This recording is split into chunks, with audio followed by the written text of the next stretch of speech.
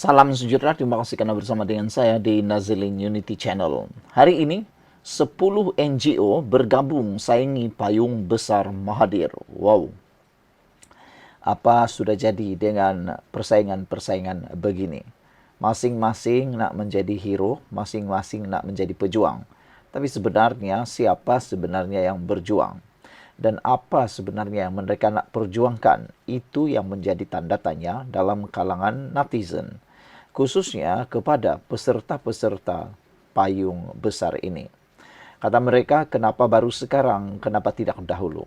Kenapa tiba-tiba sekarang bersaing sesama sendiri? Apa yang mengejutkan kita ialah ada 10 NGO ini bergabung menyaingi payung besar Mahathir. Siapa yang terlibat? Mendapatkan sokongan parti-parti dalam kerajaan Madani, sejumlah 10 NGO bergabung di bawah Gerakan Kesejahteraan Umat Malaysia GKUM dalam usaha menolak payung besar pimpinan Dr. Mahathir Mohamad. Pengerusi GKUM Amidi Abdul Manan berkata, mereka menolak gerakan yang dinamakan sebagai Sekretariat Orang Melayu itu kerana ia bertitik tolak daripada politik kebangsaan yang sempit. Kata mereka, atas kesedaran itu, perpaduan rakyat adalah teras yang tidak boleh diketepikan, dirosakkan maupun dipermainkan. Amidi juga merupakan pengarah Jabatan Pemahaman dan Pemantapan Agama PKR. Saudara-saudara sekalian, inilah yang menjadi pertanyaan banyak dalam kalangan netizen. Apa sebenarnya yang mereka nak lakukan? Tapi sebelum itu, kita nak berkongsi dengan anda semua. Ini ialah terapi imun transfer factor folate. Ini bukan ubat. Ini ialah terapi imun yang membantu kita meningkatkan daya imun badan kita sehingga 400%. Kita kena penyakit secara umumnya kerana imun badan yang lemah. Kita sukar untuk sembuh daripada penyakit juga kerana imun badan yang lemah atau bodoh. Transfer Factor for Life meningkatkan daya imun badan kita, mendidik imun badan kita untuk melawan penyakit daripada dalam, untuk kita kuat melawan penyakit dan sembuh. Produk ini adalah produk bukan ubat. Dan produk ini adalah produk yang lulus KKM, diperakui oleh seluruh doktor di seluruh dunia dan juga halal. Siapa yang berminat untuk mendapatkan produk ini, sila hubungi nombor yang tertera dalam video ini. Baiklah saudara-saudara sekalian, masih bercakap tentang payung besar yang bersaing-saing di kalangan mereka. Amidi yang juga merupakan pengarah Jabatan Pemahaman dan Pemantapan Agama PKR. Kata beliau, kami dengan ini menggerakkan hasrat kesejahteraan yang dinamakan GKUM dan menyeru sama ada pemimpin atau masyarakat agar berikhtiar mewujudkan kepribadian, politik, ekonomi, sosial, teknologi dan tadbir urus yang sejahtera. Katanya pada sidang media di Kuala Lumpur hari ini. Pada 4 Jun lalu, Dr. Mahathir mengumumkan penubuhan jawatan kuasa Sekretariat Orang Melayu bagi menghimpunkan orang Melayu di bawah satu payung besar. Bekas Perdana Menteri 2 kali itu berkata jawatan kuasa itu antara lain akan menjadi platform bagi menyelesaikan masalah orang Melayu yang gagal ditangani oleh kerajaan. Dia juga berkata ia boleh bagi membolehkan orang Melayu kembali menguasai kerajaan. Sementara itu, antara NGO yang bergabung di bawah GKUM adalah Pertubuhan Wadah Pencerdasan Umat Malaysia Wadah, Pertubuhan Ikram Malaysia Ikram, Angkatan Belia Islam Malaysia ABIM, Pertubuhan Haluan Malaysia Haluan, Dewan Perniagaan Islam Malaysia DPIM, dan Pertubuhan Kumpulan Profesor G70. Amidi berkata penubuhan gerakan itu turut diaspirasikan oleh PKR, Majlis Hal Ehwal Agama UMNO dan Amanah. Kami mewakili NGO ingin menzahirkan rasa kasih dan sayang terhadap agama, bangsa dan negara kami. Kami sedar Malaysia sebagai sebuah negara dibina atas kepelbagaian latar sama ada agama, bangsa, dan budaya, katanya lagi. Sekian untuk kali ini. Jangan lupa tinggalkan komen Anda.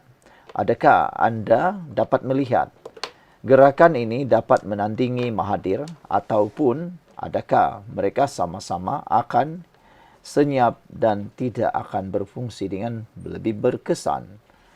Kalau Anda suka, sila share, tinggalkan komen Anda, dan kita jumpa lagi. Bye-bye. Salam sejahtera, terima kasih karena bersama dengan saya di Nazilin Unity Channel. Ada yang kata kehilangan Rafizi daripada kabinet akan menghancurkan Pakatan Harapan Kerajaan Perpaduan ini. Tapi nampaknya apa yang dijangka tidaklah sama seperti realitinya. Ulasan pagi ini kita nak ulas tentang rupa-rupanya Rafizi atau keluarnya Rafizi daripada kabinet, keluarnya Rafizi daripada barisan kepimpinan kabinet Anwar Ibrahim bukan menjadi malapetaka. Bukan menjadi malapetaka kepada Anwar Ibrahim maupun Pakatan Harapan maupun Kerajaan Perpaduan ini. Tetapi menjadi satu mimpi ngeri kepada pembangkang dan Perikatan Nasional. Nak tahu kenapa? Ikuti ulasan ini. Saya nak ulas ekstra bonus kepada Anda semua. Bagaimana Rafizi menjadi ancaman baru kepada Perikatan Nasional. Bagaimana Rafizi lebih tajam, lebih bahaya, lebih berbisa selepas keluar daripada barisan kabinet Anwar Ibrahim. Saya secara pribadi pun saya sangka kalau Rafizi keluar daripada kerajaan akan menghadapi masalah. Rupa-rupanya keluarnya Rafizi daripada barisan kabinet Anwar Ibrahim tidak membawa masalah sama sekali kepada kepimpinan ataupun keteguhan Kerajaan Perpaduan ini. Tetapi menjadi malapetaka, mimpi ngeri baharu kepada pembangkang Perikatan Nasional. Mengapa? Kerana Rafizi kini tidak lagi terikat dengan apa-apa akta kerahasiaan maupun etika sebagai menteri. Jadi beliau kini bebas untuk membuat pembakaran ataupun pencerahan. Rafizi kata kini dia bebas membakar siapa saja, mencerahkan apa saja isu-isu penting. Sebelum kita teruskan ulasan kali ini, sebelum kita nak bincang lebih lanjut tentang bagaimana Rafizi boleh membakar Perikatan Nasional selepas ini dia Transfer Factor for Life. Ini bukan ubat, ini ialah terapi imun yang membantu meningkatkan daya imun badan kita menjadi kuat sehingga 400%, mendidik imun badan kita menjadi bijaksana dan menyeimbangkan imun badan kita. Ini bukan obat, tapi ini ialah jawapan kepada masalah kesihatan penyakit-penyakit yang sedang berada dalam tubuh badan Anda.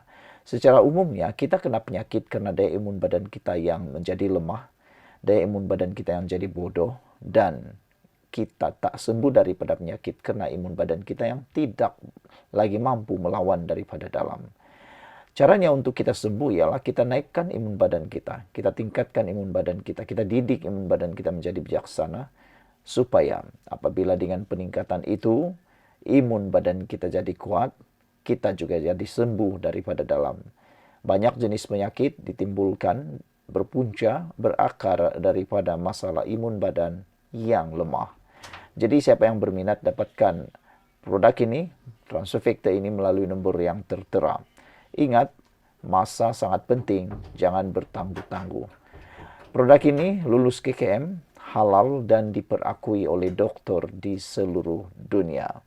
Baiklah saudara-saudara sekalian, tak lagi terikat, Rafizi sedia bakar dan beri pencerahan. Rafizi Ramli hari ini berjanji akan membakar serta memberi pencerahan dalam audio siarnya YBM. Kini yang membawa maksud yang berhenti menteri. Saya sekarang tidak lagi terikat dengan etika kerajaan dan kerahasiaan. Jadi saya bebas bersuara, kata Rafizi. Insya Allah saya akan imbangkan ulasan YBM. Bakar pun ada, beri pencerahan pun ada, kata Rafizi. Jika diteliti secara tersiratnya, Rafizi masih lagi menyebelahi Anwar Ibrahim apabila beliau berkata beliau bukan sekadar nak membakar, tetapi juga nak memberi pencerahan. Serangan-serangan kepada beliau sebelum ini yang kononnya hanya raja formula pasti akan diterangkan, dicerahkan sebaik-baiknya dalam program podcast ini. Kata Rafizi, yang pastinya, yang penting, mestilah objektif, berfakta, dan memberi pemahaman yang adil kepada semua. Dia sebelum ini memulakan audio siar yang bakar menteri juga dengan akronim YBM. Yang berhenti menteri akan disiarkan setiap minggu dengan episod pertama pada Jumaat ini jam 9 malam.